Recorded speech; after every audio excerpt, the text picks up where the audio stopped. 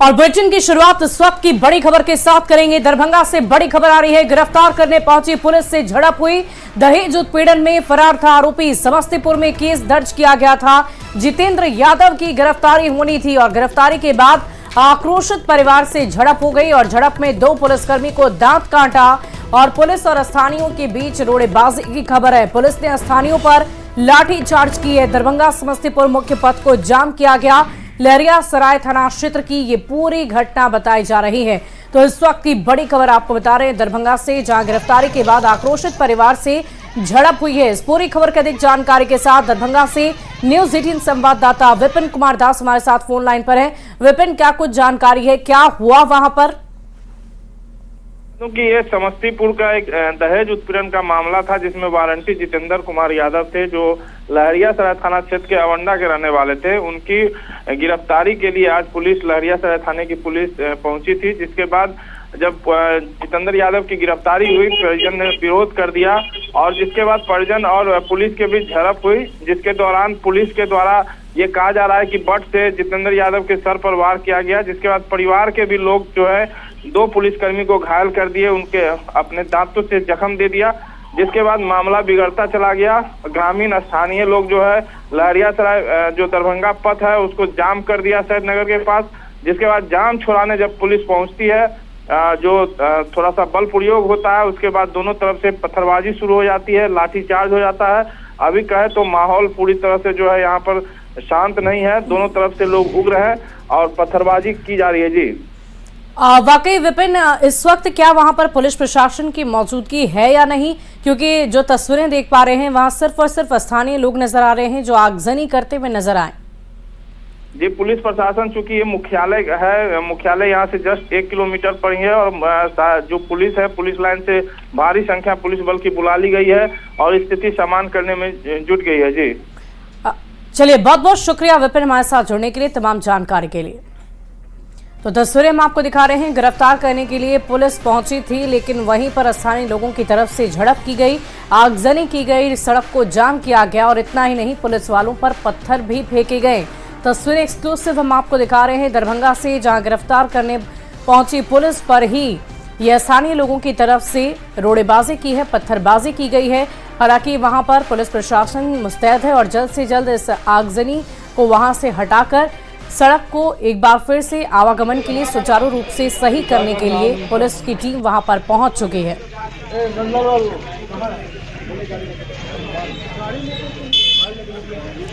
तो तस्वीरें लगातार हम आपको दरभंगा से दिखा रहे थे, जहां दहेज उत्पीड़न में पुलिसकर्मी पहुंचे थे इस पूरे मामले को सुलझाने के लिए, आरोपी को गिरफ्तार करने, लेकिन उनके साथ ही झड़प हो गई। पटना से एक बड़ी खबर, 17वीं बीपीएससी पीटी का री एग्जाम संपन्न हुआ। देखिए, 22 परीक्षा केंद्रों पर परीक्षा हुई। कड़ी सुरक्षा के बीच परीक्षा ली गई। कुल 12,000 अभ्यर्थियों की परीक्षा थी। इस परीक्षा में 5,900 अभ्यर्थी शामिल हुए।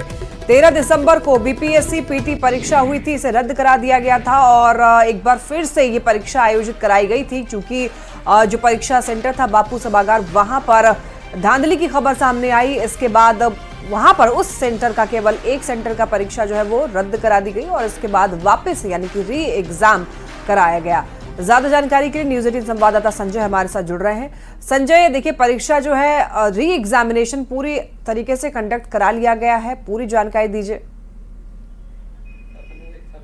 जी बिल्कुल, देखिए 12 बजे यह परीक्षा शुरू हुई थी और 2 घंटे की अवधि थी, यानी ठीक 2 बजे, अभी से थोड़ी देर पहले यह परीक्षा संपन्न हो गई है और तकरीबन 8,200 जो पटना डिस्ट्रिक्ट एडमिनिस्ट्रेशन है उसने दावा किया है कि 8,200 जो अभ्यर्थी थे उन्होंने एडमिट कार्ड डाउनलोड किया था। अब कितने एग्जामिनी जो है परीक्षा में बैठे हैं इसका पता चलेगा, शाम तक क्लियर हो पाएगा कि कितना प्रेजेंस रहा। लेकिन यह तस्वीर हम आपको दिखा रहे हैं राजकीय कन्या उच्च माध्यमिक विद्यालय लाल बहादुर शास्त्री नगर पटना की है और परीक्षा संपन्न हुई है। थोड़ी देर में गेट जो है वो भी खुल जाएगा। अभी परीक्षार्थी गेट तक नहीं पहुंचे हैं। अभी सभी का आंसर शीट जो है वो जमा करवाया जा रहा है। कुल मिलाकर पटना डिस्ट्रिक्ट एडमिनिस्ट्रेशन जो है वो एक्टिव रहा। हर सेंटर पर 2-2 मजिस्ट्रेट की प्रतिनियुक्ति की गई थी और देखिए अभी अनाउंस किया जा रहा है कि जो परीक्षा है वो शांतिपूर्वक संपन्न हो गई है और आप शांतिपूर्ण तरीके से परीक्षा केंद्र से बाहर निकलिए, ये अनाउंस किया जा रहा है। सुरक्षा व्यवस्था काफी पुख्ता थी यहाँ पर और हर सेंटर पर कमोबेश तस्वीर एक ही तरह की देखने को मिली और परीक्षा केंद्र के आसपास धारा 144 लागू की गई थी। काफी संख्या में जो अभ्यर्थी के अभिभावक हैं वो तस्वीरों में देखिए इस वक्त नजर आ रहे हैं। और संजय, लेकिन देखिए देखा जाए तो पिछले बार जितने लोगों ने एग्जाम दिया था, इस बार एडमिट कार्ड उसके मुकाबले कम लोगों ने डाउनलोड किया। इसके पीछे क्या वजह रहा है? और देखिए अभ्यर्थियों का लग रहा है वहां से निकलना शुरू हो चुका है। संजय, एक बार बात कीजिए और पूछिए क्वेश्चन पेपर किस तरीके का था, लेवल क्या था क्वेश्चन का? कैसा था क्वेश्चन? कैसा था क्वेश्चन? जो है बहुत सिंपल थे, पिछले वाले से भी हल्के थे। हल्के थे? हाँ। तो क्या चांसेस लग रहा है अभ्यर्थियों के लिए? अभ्यर्थियों के लिए अगर जो है नॉर्मलाइजेशन नहीं करते हैं उसकी डिमांड तो होगी, फिर से एक बार जो है डिमांड होने वाली, क्योंकि ये पिछले वाले क्वेश्चन पेपर से भी जो है हल्का क्वेश्चन है। क्या नाम है, कहाँ से आए? मेरा नाम आलोक कुमार सिंह है, उत्तर प्रदेश से, यूपी से आए। जी। तो बिल्कुल देखिए अभ्यर्थियों के निकलने का, परीक्षा हॉल से निकलने का सिलसिला, इस सेंटर से बाहर लगातार अभ्यर्थी निकल रहे हैं और पुलिस कर्मियों की भी यहाँ ड्यूटी लगाई गई है और तस्वीरों में देखिए लगातार जो अभ्यर्थी हैं वो यहाँ से निकल रहे हैं और अब सिलसिला जो है निकलने का जारी। कैसा था क्वेश्चन? कैसा था? ये कई लोग जो हैं वो, कैसा था क्वेश्चन? बढ़िया क्वेश्चन दिया। बढ़िया था। कुछ और अभ्यर्थियों से हम बात करने की कोशिश करते हैं कि उनका क्या विचार है, जो क्वेश्चन पेपर है उसको लेकर वो क्या सोचते हैं। एक और जो अभ्यर्थी वहाँ, आप कहाँ से आए हैं? हम आरा से हैं। आरा से आए। कैसा था क्वेश्चन? ठीक था क्वेश्चन, पिछले बार से आसान क्वेश्चन दिया। मॉडरेट था या हार्ड था? नहीं, हार्ड नहीं, मॉडरेट क्वेश्चन बोला जाएगा। लग रहा है दरोगा मेंस का पेपर है बस। अच्छा, इस तरीके से था। कोई परेशानी हुई? नहीं, कोई परेशानी नहीं हुई। क्या नाम है? अमरजीत कुमार। अमरजीत हैं, बता रहे हैं। और देखिए लगातार काफी संख्या में संजय, पिछली दफा भी इन्हीं अभ्यर्थियों ने परीक्षा भवन में पहुंचकर परीक्षा दी थी। इनसे जरा पूछिए कि पिछली दफा से इस बार का प्रश्न पत्र बेहतर था या उन्हें थोड़ी कठिनाई हुई उसे सॉल्व करने में? नहीं, देखिए प्रश्न पत्र कैसा था इस बार? सही था, मतलब मॉडरेट से टफ था। मॉडरेट से टफ था। इजी था। इजी था। फर्स्ट पेपर काफी इजी था। पहले के अकॉर्डिंग तो बढ़िया था। पहले के अकॉर्डिंग बता रहे हैं कि पहला जो 13 दिसंबर को एग्जाम हुआ था उससे कोई मॉडरेट से टफ बता रहा है, कोई बता रहा है कि इजी था। यानी अपने अपने परसेप्शन है, अपने अपने विचार हैं सभी के। लगातार जो अभ्यर्थी हैं वो बाहर निकल रहे हैं और ये तस्वीर हम आपको दिखा रहे हैं। संजय, अगर संभव हो पाए तो इन अभ्यर्थियों से धरना प्रदर्शन को लेकर भी जरा पूछिए। ये एक तरफ जहां प्रशांत किशोर, पप्पू यादव लगातार उनके पक्ष में धरना प्रदर्शन कर रहे हैं, री एग्जामिनेशन की मांग कर रहे हैं, क्या ये अभ्यर्थी भी यही चाहते हैं कि पूरी परीक्षा को रद्द कर दोबारा से एग्जाम लिया जाए? कैसा था क्वेश्चन? क्वेश्चन ठीक था और मतलब माइल्ड था पेपर। हाँ।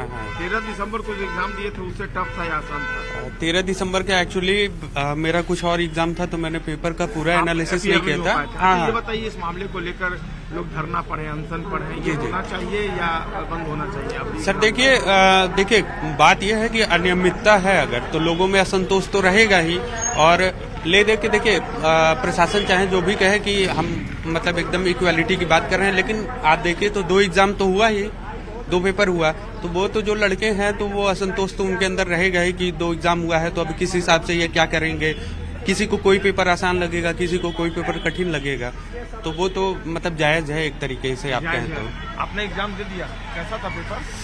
पिछले बार के कंपेयर में थोड़ा टफ था। टफ था? साइंस पार्ट बिल्कुल ही टफ था। साइंस तो थोड़ा टफ था। अच्छा, लोग अनशन दे रहे हैं, धरना दे रहे हैं, इस मामले को लेकर एग्जाम हो गया, क्या अभी भी ये अनशन धरना जो जस्टिफाई करेंगे आप इसको या बंद होना चाहिए? जस्टिफाई इस सेंस में है कि 2 अलग अलग क्वेश्चन हो गया है। अब यहाँ पे नॉर्मलाइजेशन किस टाइप से होगा नहीं होगा पता नहीं, कुछ क्लियर नहीं है ना। आयोग ने कुछ ऐसा इन्फॉर्मेशन दिया नहीं हम लोगों को, तो इस सेंस में तो कैंसिल होना ही चाहिए, क्योंकि राइट टू इक्वलिटी सद्दाम। कहाँ से आए? गया। तो बिल्कुल आपने सुना, जो एग्जामिनी हैं उनके अपने अपने विचार हैं और अपने विचारों को जाहिर करते। सुभी जी, वाकई संजय, तस्वीरें लगातार हम आपके कैमरे के माध्यम से देख पा रहे हैं। अभ्यर्थी परीक्षा देकर बाहर तो निकल रहे हैं, एक संतोष उनके चेहरे पर जरूर नजर आ रहा है, लेकिन पूरा संतोष नहीं है। वो इसलिए क्योंकि उनका कहना है कि कहीं ना कहीं जो अभ्यर्थी धरना प्रदर्शन कर रहे हैं उनकी मांग जायज है, री एग्जाम होना चाहिए। संजय, हम देख पा रहे हैं ये प्रशासन की गाड़ियां भी वहां से निकल रही हैं। जी बिल्कुल, देखिए प्रशासन एक्टिव है, कई पुलिस अधिकारियों की तैनाती की गई है। तस्वीरों में आप देखिए प्रशासन ने पुख्ता सुरक्षा व्यवस्था का इंतजाम किया था। एक एक सेंटर पर काफी संख्या में पुलिसकर्मियों की तैनाती की गई है। 1 दर्जन से ऊपर यहाँ भी पुलिसकर्मियों की तैनाती की गई है और सुरक्षा की व्यवस्था ऐसे कि ताकि किसी तरह का न्यूसेंस जो है वो क्रिएट ना हो सके। और वाकई संजय, प्रशासन की तरफ से पूरी तैयारी की गई थी और आखिरकार शांतिपूर्ण तरीके से आज की परीक्षा संपन्न हो गई है। तो देखिए बीपीएससी 17वीं पीटी परीक्षा जो है दोबारा से जो एग्जाम था, री एग्जामिनेशन, वो अच्छी तरीके से संपन्न हो गया है। अब देखिए जनवरी के अंत तक रिजल्ट जारी होगा। 25 से 31 जनवरी के बीच में रिजल्ट आ जाएगा। 2035 पदों के लिए ये परीक्षा हुई थी और देखिए आज की परीक्षा में 5900 अभ्यर्थी शामिल हुए हैं। तो आपको बता दें कि जनवरी के एंड तक लगभग 25 से 31 जनवरी के बीच में रिजल्ट आने की संभावना है और 2035 पद के लिए परीक्षा हुई। आज की परीक्षा में यानी कि जब री एग्जाम हुआ तो इसमें 5900 अभ्यर्थी शामिल हुए। और सीएम नीतीश की प्रगति यात्रा का दूसरा चरण गोपालगंज से दूसरे चरण की शुरुआत हुई। कुल 72 योजनाओं का शिलान्यास उद्घाटन उनकी तरफ से किया गया। 13,902 योजनाओं का उद्घाटन किया गया है और शिलान्यास नवनिर्मित आईटीआई भवन का भी उद्घाटन 21.60 करोड़ की लागत से ये भवन आईटीआई भवन बनकर तैयार हुआ। जीविका दीदियों से उन्होंने बातचीत की और सीएम ने योजनाओं का जायजा भी लिया। सीएम नीतीश की प्रगति यात्रा के दौरान गड़बड़ी फैलाने की आशंका को देखते हुए गोपालगंज में सीपीआई-एमएल के 6 नेताओं को हाउस अरेस्ट किया गया है। आशंका जताई जा रही है कि यात्रा के दौरान ये लोग काला झंडा दिखाने की योजना बना रहे थे।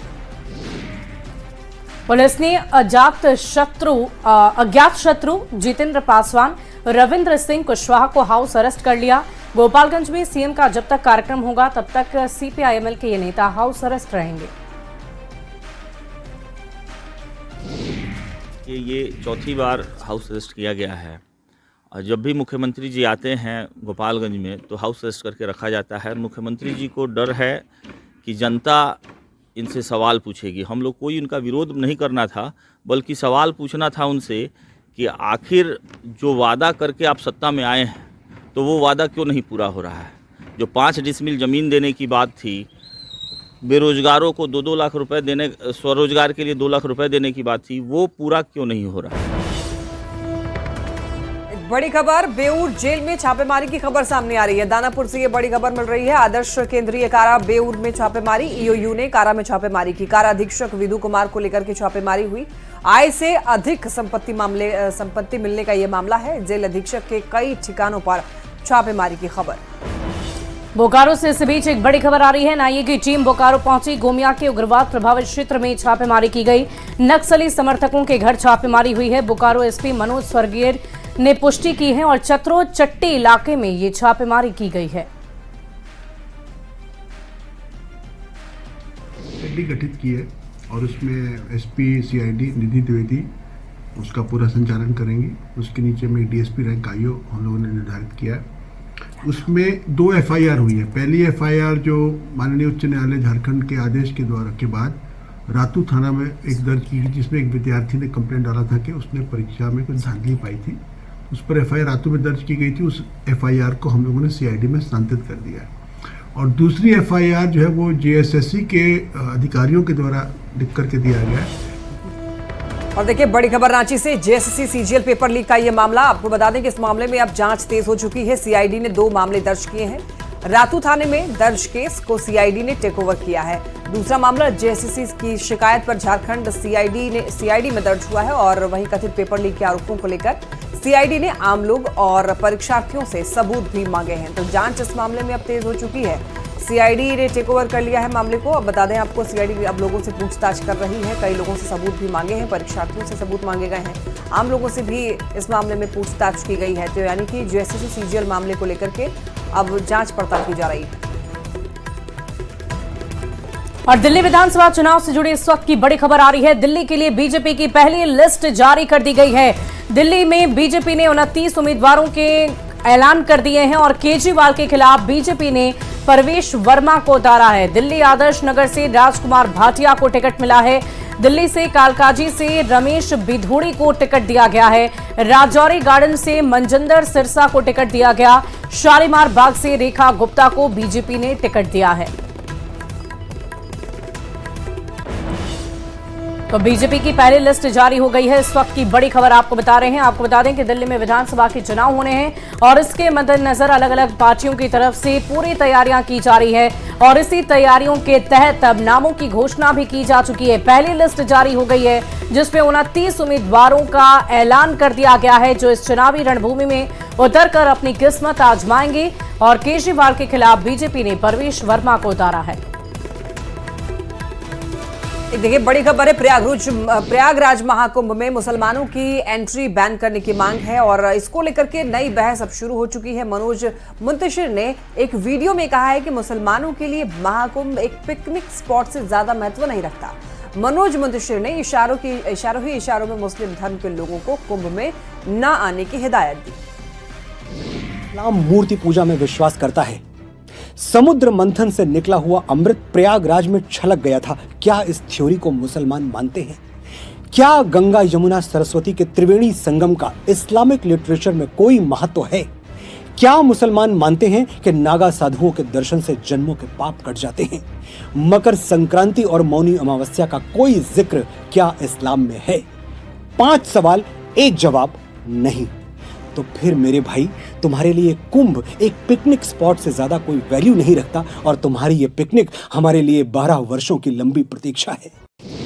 और अगली खबर विशाखापट्टनम से, जहां रिहर्सल के दौरान हवा में नेवी कमांडो के पैराशूट उलझ गए और इस दौरान आपसी सूझबूझ से दोनों की जान बची। बताया गया कि समुद्र तट पर नौसेना का रिहर्सल चल रहा था और इसी दौरान रिहर्सल कर रहे 2 पैराशूट हवा में ही उलझ गए। हालांकि देखिए दोनों कमांडो ने पानी में कूद करके अपनी जान बचाई। जब यह हादसा हुआ तब वहां पर कई लोग मौजूद थे। बताया गया कि 4 जनवरी को विशाखापट्टनम के रामकृष्ण बीच पर नौसेना का ऑपरेशनल डेमोन्स्ट्रेशन होगा और आंध्र प्रदेश के सीएम एन चंद्रबाबू नायडू इसके चीफ गेस्ट होंगे। छत्तीसगढ़ के बाजीपुर में पत्रकार मुकेश चंद्राकर की हत्या का सनसनीखेज मामला सामने आया।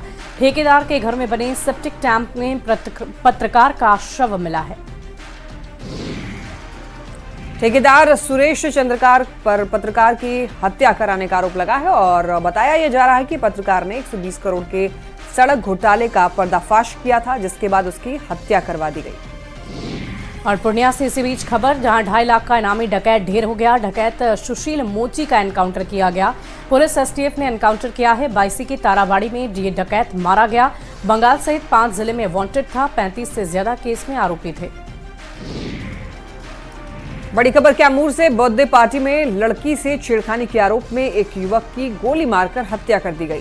ये घटना चैनपुर थाना क्षेत्र के फकराबाद की है। पुलिस ने जांच के दौरान मौके से 2 खोखे बरामद किए। साथ ही इस मामले में 4 लोगों को हिरासत में लिया गया है। मृतक के साथ ही आरोपी के भी पुराने आपराधिक इतिहास बताए जा रहे हैं। बताया गया है कि बर्थडे पार्टी में एक लड़की को छेड़ने के आरोप में यह विवाद हुआ था, जिसके बाद उसकी नौशाद अंसारी की गोली मारकर हत्या कर दी गई। चैनपुर थाना क्षेत्र के अंतर्गत एक लगभग सुबह करीब 2 से 3 बजे के बीच एक युवक की गोली मारकर हत्या की सूचना प्राप्त हुई थी। हम लोगों ने सूचना पर तत्काल कार्रवाई करते हुए इस घटना में शामिल जो भी लोग अभियुक्त हैं उनको हम लोगों ने चिन्हित कर लिया है। अब तक अनुसंधान में जो हम लोग को पता चला है उसमें एक इसमें शामिल जितने भी अभियुक्त हैं सभी लोग आपराधिक पृष्ठभूमि रहा है। हम लोगों ने इस घटना में शामिल जो भी लोग अभियुक्त हैं उसको हम लोगों ने चिन्हित भी कर लिया है और अब तक हम लोगों ने इस घटना में प्रयुक्त जो बाइक है उसको भी हम लोगों ने बरामद कर लिया है और इस घटना में जो मेन अभियुक्त है उसकी भी पहचान हम लोगों ने कर लिया है और उसकी गिरफ्तारी के लिए हमारी टीम के द्वारा लगातार छापेमारी किया जा रहा है। आरा से बड़ी खबर, कुख्यात अपराधी गिरफ्तार हुआ है। एक पिस्टल, 10 कारतूस बरामद किया गया। कई बड़ी घटना में वांटेड था। कोइलवर थाना क्षेत्र से गिरफ्तारी हुई है और पुलिस को लंबे समय से तलाश थी। जो कि कोइलवर थाना क्षेत्र अंतर्गत का मामला है, जिसमें पूर्व का एक काफ़ी कुख्यात अपराधी है जो कि 7 केसेस में फरार था। पुटूस राय उर्फ रवि कुमार, पिता सकल राय उर्फ सकलदेव सिंह, जो कि महादेव चक सेमरिया थाना कोइलवर का रहने वाला है। इसके ऊपर पूर्व से 7 आपराधिक इतिहास इसके हैं, जो कि सभी कांडों में ये फरार था। जो मुख्य कांड है 210-24 कोइलवर, जो डबल मर्डर से संबंधित है, इसमें कुछ दिन पहले भी हम लोगों ने एक अभियुक्त विदेशी राय को जेल भेजा था। और मोतिहारी पुलिस भी ड्रोन से शराब तस्करों पर नजर रखे हुए हैं। चकिया, रक्सौल और ढाका इलाके में भारी मात्रा में देसी और विदेशी शराब बरामद हुई है। पुलिस की इस कार्रवाई से शराब माफियाओं में हड़कंप है। जिले में हाल के दिनों में शराब माफिया सक्रिय हुए हैं, जिसको देखते हुए ड्रोन की मदद ली जा रही है। आरा से बड़ी खबर, हीरोइन के साथ में 2 तस्कर गिरफ्तार हुआ है। 41.5 ग्राम हीरोइन बरामद हुआ है। 1,27,000 रुपए भी मिले। इलेक्ट्रॉनिक तराजू भी बरामद हुआ है। आरा के ही रहने वाले हैं दोनों। इसी बीच पटना से एक खबर, जहां मिलावटी पनीर जब्त किया गया। भारी मात्रा में ये पनीर बरामद हुआ है। 2.5 क्विंटल मिलावटी पनीर जब्त किया गया। पटना से राउरकेला ये खेप जा रही थी। मिलावटी पनीर के साथ एक गिरफ्तार। पटना जंक्शन पर ये पनीर बरामद हुआ। 250 किलो पनीर दूसरे राज्य में बुकिंग कर चुका था और उसको दूसरे राज्य में भेजने की तैयारी की जा रही थी साउथ बिहार एक्सप्रेस ट्रेन से। उसकी जब जांच की गई फूड सिक्योरिटी ऑफिसर के द्वारा पटना के, तो उसमें पाया गया कि उसमें जो पनीर था वो मिलावटी था और उसको रेलवे के द्वारा परिवहन करके भेजा जा रहा था। एक रोचक तथ्य सामने आया कि जो पनीर भेजा जा रहा था उसके लिए जो 5 डिग्री सेंटीग्रेड, जो कि फूड सेफ्टी स्टैंडर्ड जो एक्ट है उसके तहत जो एक स्टैंडर्ड है कि 5 डिग्री सेंटीग्रेड से नीचे उसको उससे ज़्यादा पे नहीं परिवहन करना है, वो पालन नहीं किया जा रहा था। यह एक पहलू है। अगर वो पनीर 18-20 घंटे के जर्नी के बाद गंतव्य को राउरकेला भेजा जा रहा था, वहाँ पहुँचता है और वो पनीर खराब हो जाता है, तो निश्चित रूप से वो ह्यूमन कंजम्पशन के लिए और ही घातक था। और इसी के साथ बुलेटिन में इतना ही। तमाम खबरों के लिए आप देखते रहिए न्यूज़ 18।